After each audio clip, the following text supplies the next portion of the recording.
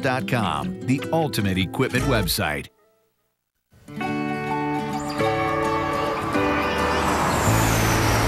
el cielo y un sueño encuentro, con colores que vienen y van, ilusões e viagens pelo mundo. South America is closer than ever. With 80 years of award-winning service, LAN takes you to over 60 destinations in the region. LAN, Fly South America's most extensive network.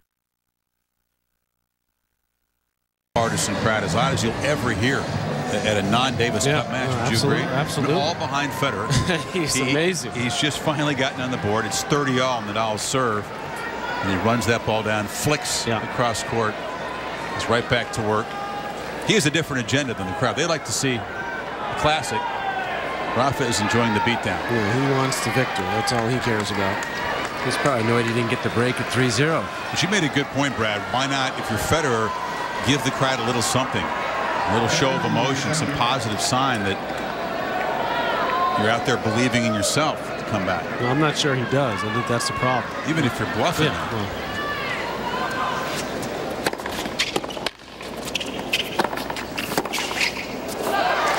Not a guy that's used to bluffing. No, I understand. I get it. There's a little pride there from this guy.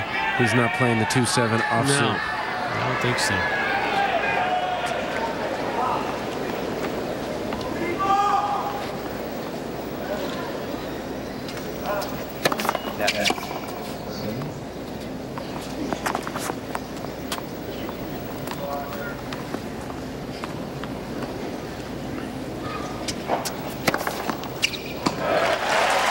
Hasn't had enough of those tonight.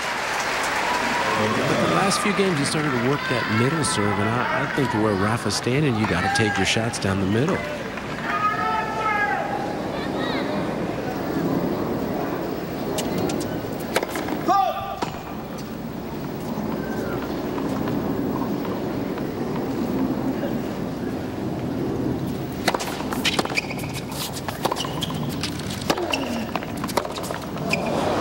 What are the key things you guys have seen? Talk about adjustments, and if you were to analyze game plan versus game plan, I mean, scoreboard aside, edge Nadal, but what specific areas? Well, Nadal's executed his game plan to perfection. I mean, he's done exactly what he's wanted to do, play high and heavy when he's in a rally to Federer, move him around to the forehand wing when he's in charge of the point. He's served well. He's been offensive when he's had the chance. But for Federer, to me, it's, you know, he just hasn't nearly been offensive enough with his court positioning. He hasn't made a lot of adjustments.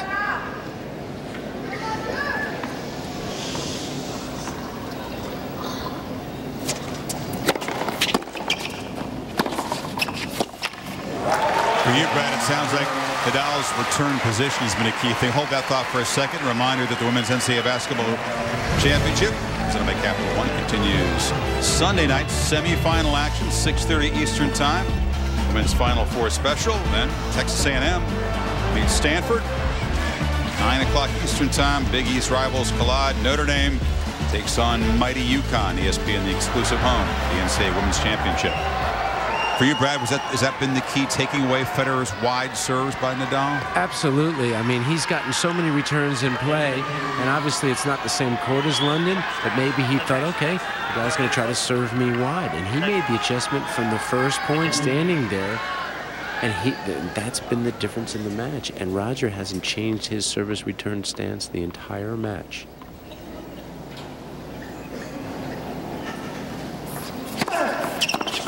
When you put all the things aside about the conditions and that Nadal's younger and in his prime and Federer's a little bit older now, he's had twins, he's won so much. But tennis in a lot of ways is about matchups. And the matchup here, it just head-to-head, just strokes, tactics, technique, in a lot of ways favors Nadal. You know, his strengths play into really Federer's only weakness, which is the high ball to the backhand. There's not many guys, really no one else that can do it with that consistency.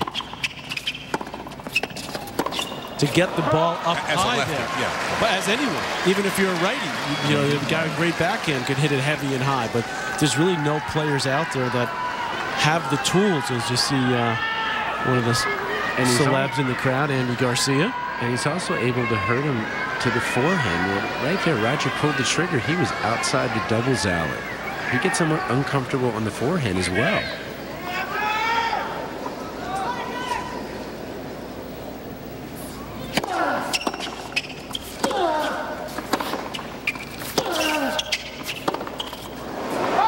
So when Federer's a little bit off his game, his weaknesses become magnified. Nadal's a little bit off his game. Someone like a Djokovic or someone like a Berdych or certain, guys that can hit big and put him back under pressure, give him trouble. But Federer doesn't play that style.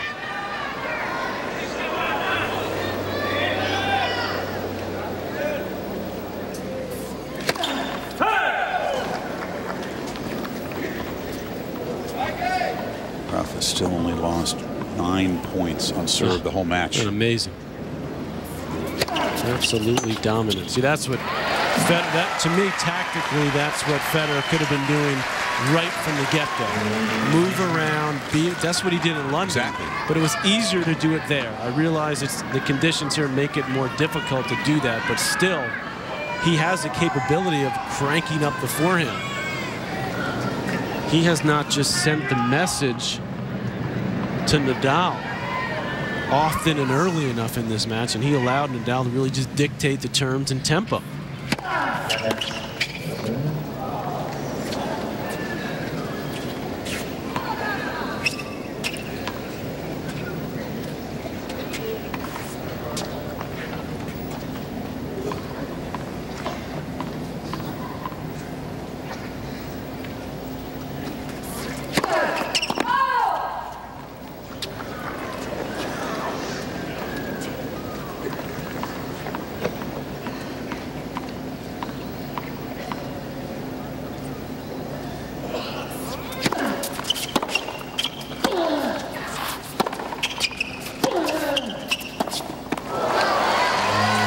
So dispiriting.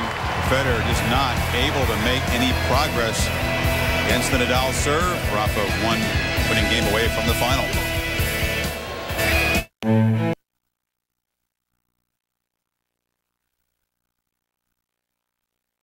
Him a fair chance. He looks like no match for the world number one. Yeah, that's exactly right.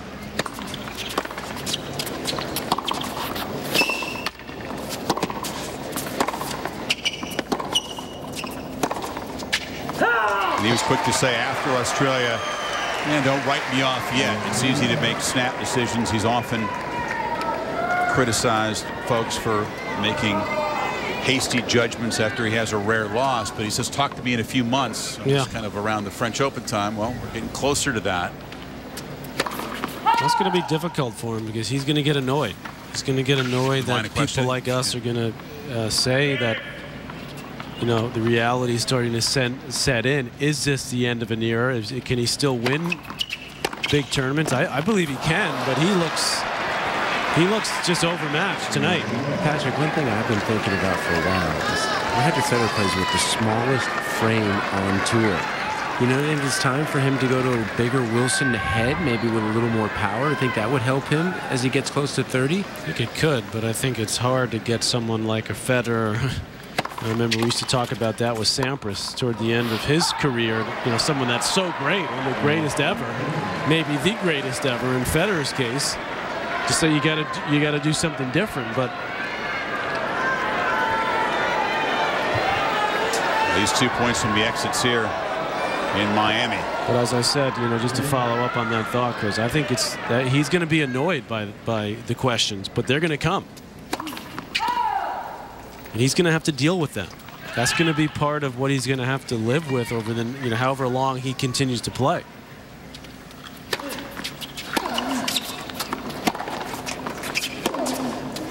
All the greats in any sport have to live with those questions. Yep. I don't care if you're Michael Jordan, Jack Nicklaus, or Lance Armstrong. You pick the sport and the all-time champion, and there's a point where time catches up, and so does the pack. And then it begins to pass you.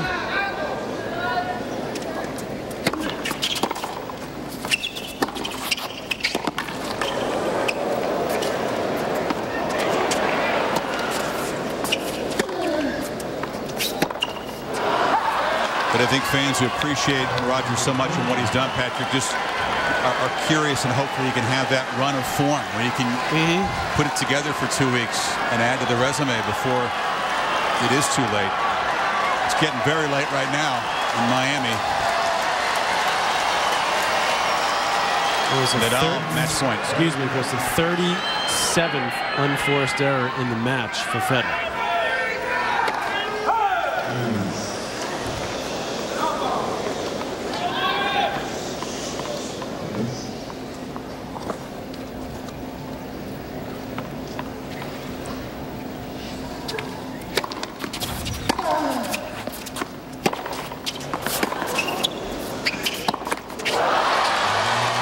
That's an appropriate finish.